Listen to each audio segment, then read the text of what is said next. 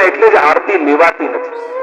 મર્યાદામાં જ્યાં પૂજા હોય ત્યાં આરતી લો તો પૂજાનું ફળ મળે, પણ પુષ્ટિ માર્ગમાં જ્યાં સેવા હોય ત્યાં આરતી નજર ઉતારવાની ભાવથી થાય છે કે ઠાકોરજીને કોઈની નજર ન લાગી જાય, એટલે નજર ઉતારવાની ભાવથી થાય છે, એટલે નજર ઉતારેલું લેવાય નહીં, એટલે પુષ્ટિ માર્ગમાં આરતી લેવાતી નથી। જ્યાં પૂજા હોય ત્યાં પૂજનનું ફળ મળે એટલે આરતી લેવાય, પણ સેવા જ્યાં હોય ત્યાં નજર ઉતારવામાં આવે છે એટલે આરતી લેતા। આગળ કહ્યું, જોનો હરિ ભોજન કરી આવે તોલો સહચરી કુંજ બનાવે। એક બાજુ ઠાકોરજી ભોજન કરી રહ્યા છે અને ગોપીજનોને ખબર છે કે હમણાં ઠાકોરજી વનમાં પદાર્થ એટલે ત્યાં કુંજ નિકુંજ સિદ્ધ કર્યા છે। અને કઈ રીતે ઓલી ભરી ભરી બહુત લે આવી પરમ પ્રીતિ સો સેજ બનાવી બિછાવો। જોડી ભરી ભરીને ફૂલ લઈ આવ્યા છે, ઠાકોરજીની સૈયા સિદ્ધ કરી। फूल के महल खम्भ चौबारे फूलन के कलसा तिवारे फूलन की सैया में रची तकिया गेंदुआ फूल બધું જ ફૂલનું બનાવે। બેઠે લાલ ફૂલન की चौखंडी અને બધું જ ફૂલનું સિદ્ધ કરી ઠાકોરજી યુગલ સ્વરૂપને પધરાવ્યા છે। અને ફૂલન की चौकी ले करी तापर करवा कुंजा धरी अंगराज के बेला भरे अति सुगंध बीराता धरे पुष्पमाला अति सुंदर करी सो तो प्यारी उर पर धरी फूलन के पंखा ले आवे सो तो कमल नयन को भाव। फूलना पंखा भी કર્યા છે અને સકલ પદાર્થ આગે ધરે વિવિધ મનોરથ મન में करे तोड़े पिय प्यारी के संग विविध बाती बरकत रस रंग बहुत भांति पिय के संग खेली रस मर्यादा सब ले पेली शमगन सुभग अंग पर आई रस बर पौड़े कुंवर कनाई जाल रंध्र वे सहचरी देखे अपनो जन्म सकल કરી લેખે। અને ઠાકોરજી ને સ્વામીજી ની અનેક વિવિધ લીલાઓ કુંજ નિકુંજમાં થઈ રહી છે અને આ સહચરીઓ દર્શન કરી રહી છે। જે સુખ જુએ સહચરી, જે સુખમાં સાથ આપે સહચરી, માનો ચિત્રે લખી, જેમ ગોપાલદાસજીએ પણ વલ્લભાખ્યાનમાં કહ્યું છે, જેમ ચિત્રે દોરેલી હોય ગોપી એવી સ્તબ્ધ બની ઠાકોરજી અને સ્વામીજીની લીલાનું દર્શન કરી રહી છે। અને અહીંયા રાજભોગની અને અનવસરની લીલા સમાપ્ત થાય છે। જ્યાં આપણો અવસર નહીં એ અનવસર। રાજભોગ આરોગી જાય એટલે પેંડો બિછાઈ દેવામાં આવે, રૂઈનો એક રસ્તો જેવું હોય, ગાદી હોય, એ સૈયાજી સુધી પાથરવામાં આવે હવેલીમાં, અને અનવસર ઠાકોરજીના કરવામાં આવે। એટલે ઠાકોરજી હવે લીલા કરવા પધારી રહ્યા છે। અને એ લીલા અનવસરની લીલા એટલે વેણુ ગીત અને યુગલ ગીતની લીલા, જે છેલ્લા દિવસે વેણુ ગીતની લીલા આપણે જોઈશું, એની ચર્ચા એ સમયે કરીશું। અને ઠાકોરજી પડી ગયા છે, પડ્યા, ઉત્થાપનનો સમય થયો।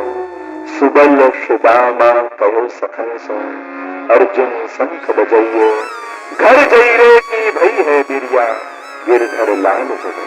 અને એટલે ઉત્થાપન થાય એટલે શંખનાદ કરવામાં આવે। ઘંટનાદ ભયો ચહુ और शंखनाद की धुनी सब ठोर धुनी सुनी गोवर्धन धर जागे मानहु प्रेम सिंधु में सागे। સંબોધન કર્યું ગોવર્ધન ધર, કારણ કે ગોવર્ધન ગિરાજજીની કંદરામાં લીલાઓ થઈ રહી છે એટલે એને ધારણ કરવા વાળા પ્રભુ જાગ્યા। માનવ પ્રેમ સિંધુ में પાગે। કાકડી બીજ ઉત્થાપનમાં શું શું ભોગ આવે? ખોવા અરુપના, केला आम खरबूजा घना कंद मूल के भाजन भरे सो तो कुंद सदन में धरे। गोप अगाने सुरभि देखी फिर कछु मन में मनसा लेखी। बहनु बैठ लेट ले चले कनाई देख सहचरी परम सुख पाई। कर में लिए कनक की थारी અને આરતી ઉતારી છે એ સંધ્યા આરતી। भीतर भवन पधारे लाल आए जुड़ी सब ब्रज की बाल। को बड़े श्रृंगार करे आवे को तेल फूले ले आवे। હવે શ્રૃંગાર વડા કરી રહ્યા છે ઠાકોરજીના અને ભારે શ્રૃંગાર વડા કરીને હલકા ધરાવ્યા છે। કોઈ મર્દન મજ્જન કરે વિદિત મનોરથ મનને ધરે। કોઈ જલ્લે સ્નાન કરાવે અંગ વસ્ત્ર કરી અતિ સચુ પાવે। કોઈ તનિયા અંગ પહેરાવે बहुविधि भूषण बसन बनावे। सेली कंद बेनु कर लिए हरि जो तभी खिरक में गए। गौरी धूमर गाय बुलाई काजर बीरी दौरी आई અને ઠાકોરજી હવે ખીરકમાં પધાર્યા અને ગોતો પ્રભુ કરી રહ્યા છે। यह तो ब्रज बनितन संकेत वे सब दिन को बोले लेत। विविध भांति हरि दोहन करे सब भाजन ले रस को भरे।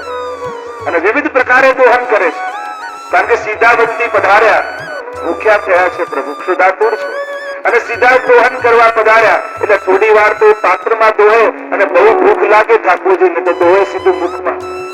સીધી મુખમાં માં પિચકારી મારે અને આખું મુખ મંડિત થાય અને આપના ઠોડીમાંથી બિંદુઓ સરતા થાય અને એ દર્શન જ્યારે બ્રજવનિતાઓ કરે પોતાનું જન્મ સફળ થયું એમને લાગે. આમ વિવિધ ભાતી હરિદોહન કરે સબ ભાજન લે રસકો કરે. અને દૂધથી નથી ભર્યા એ ગાયોની અંદર તો ભગવદ રસ છે જે પય રૂપે આવ્યું. હવે શયનનો સમય આવ્યો. ગ્વાલ ભોગ લીનો રસરીત ब्रज बनिता की जानी प्रीत सबे को कियो मन भायो जा कारण में ब्रज में आयो जसुमती भोजन की नो साग बेगी आइयो मोहन आज जमुना जल सो जारी भरी ले उठाए हरि पास जो भरी दो भैया भोजन को आवे जसुमती कनक थार भरी लावे. જારી ભરી શયન ભોગ માટે સાધ્યા છે થાળ અને બાઉજી અને ઠાકોરજી શયન ભોગ આરોગવા માટે બિરાજ્યા છે. दार भात मिर्चन को साथ हित सो रोहिणी कीनो पाक दूध भात अति मोको भावे डबरा भरी भरी जसुमती लावे. અને દૂધ ભાત દૂધ લે અને દૂસરા ભોગ આવે ઘણીવાર હવેલીમાં એટલે ભોગ આવતો હોય રાજભોગ શયન ભોગ આરોગતા હોય એટલે થોડી વાર પછી અને ભાત થોડો લઈ આરોગ્યા છે. दूध भात अति मोको भावे डबरा भरी भरी जसुमती लावे इन्हीं विधि लालन भोजन कीनी मात जसुमती को सुख दीनो करी प्यारू उठे मनमोहन लागी रही जसुमती अति गोहन ओटे दूध कपूर मिलाई डबरा भरी के रोहिणी लाई. અને રોહિણીજી લાવ્યા. ઈચ્છા ભોજન કરી સુખ પાયો તબ રાની અચમન કરાયો.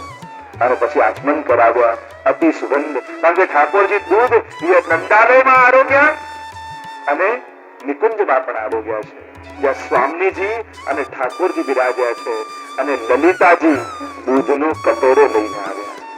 અને આપણા ભગવતીઓ જયારે દર્શન કર્યા અને ગાયું હસ હસ દૂધ પીવત નૈના रुंझुन करत अंगुलिया करे मात जसोमती सब सुख लहे सुख सज्जा पौधे हरिराय चापत चरण यशोदा माई.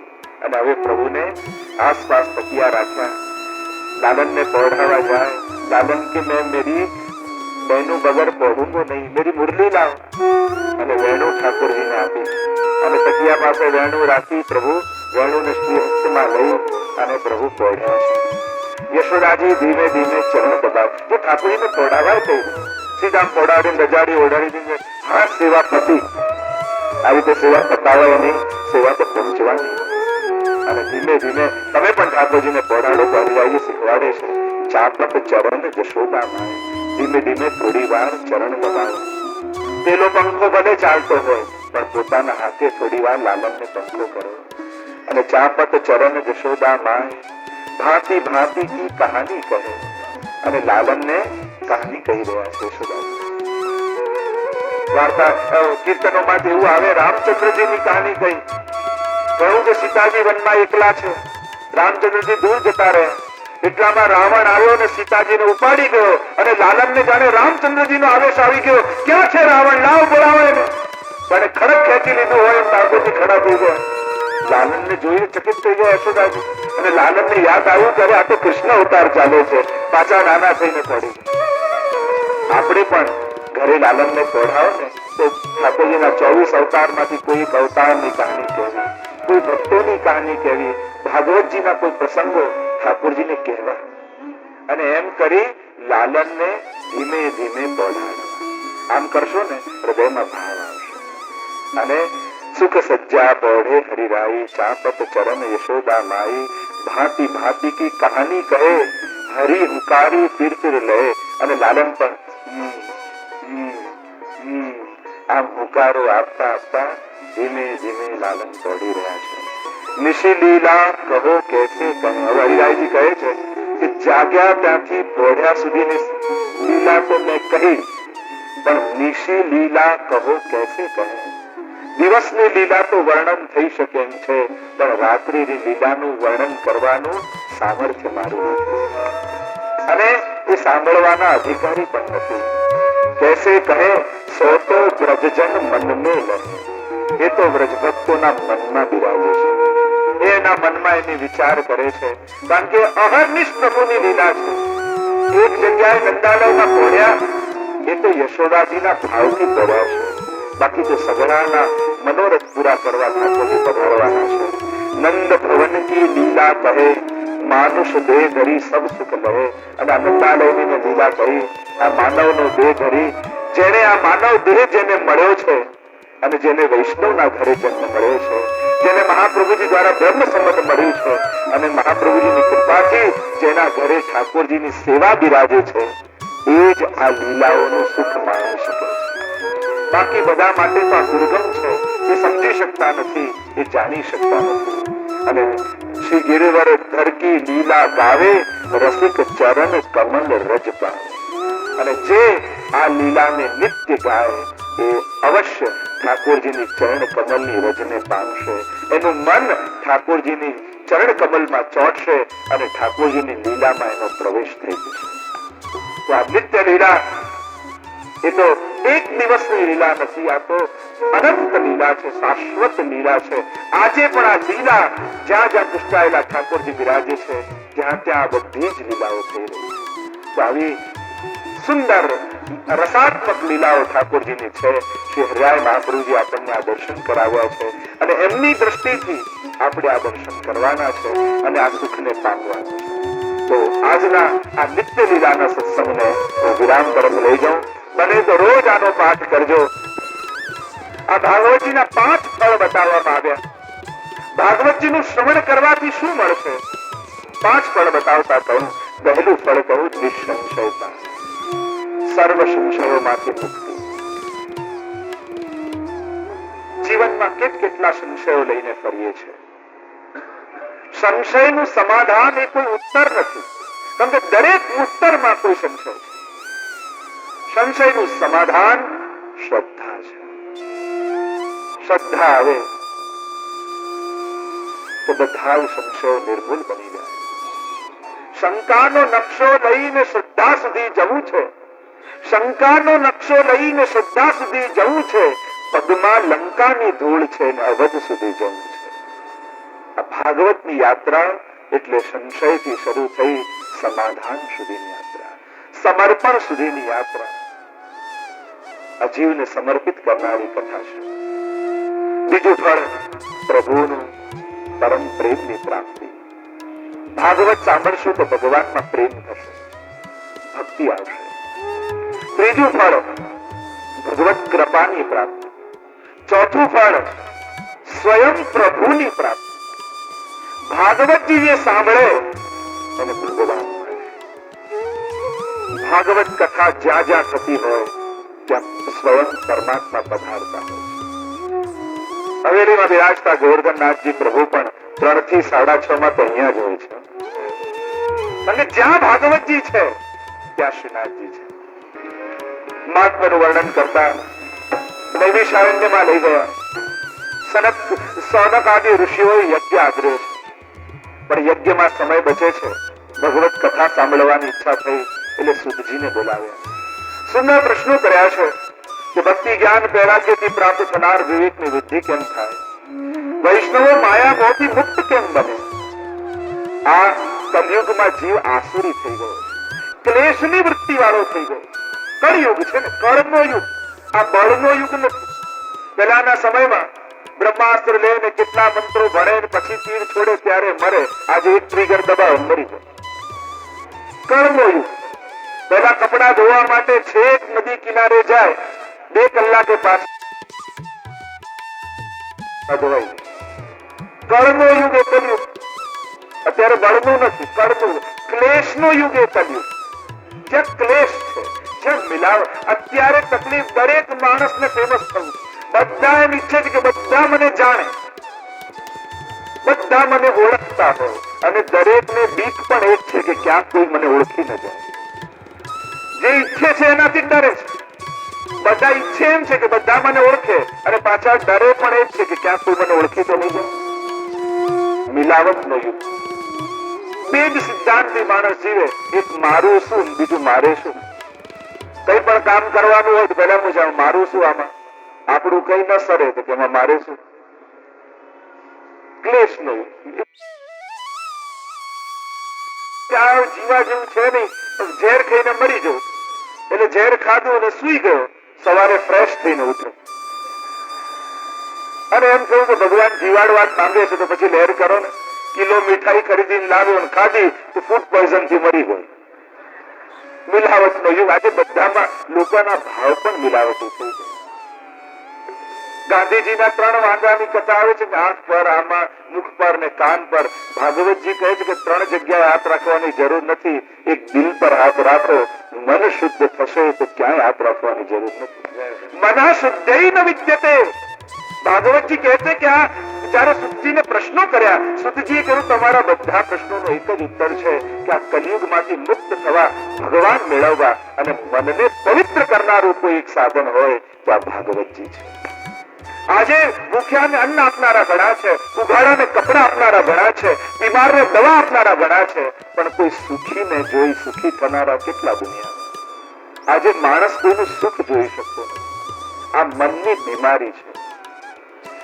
શરીરને સુંદર બનાવવા માટે કેટલાય વસ્તુઓ નીકળી છે, પણ મનને સુંદર બનાવવાનો ઉપાય છે. અને એક વસ્તુ યાદ રાખો, સુંદર શરીર વાળો માણસ હશે પણ એનું મન સુંદર નહીં હોય ને તો કંઈક કબરૂપ સમાજમાં કરી નાખશે. સમાજને સુંદર નહીં બનવા. અને એટલે કથાઓની, સત્સંગોની, વચનામૃતોની કેમ જરૂર છે? કારણ કે સમાજનું શરીર સારું બને એટલું જ પૂરતું નથી, પણ સમાજ સ્વસ્થ મન વાળો સમાજ બને એ પણ સમાજમાં જરૂરી છે.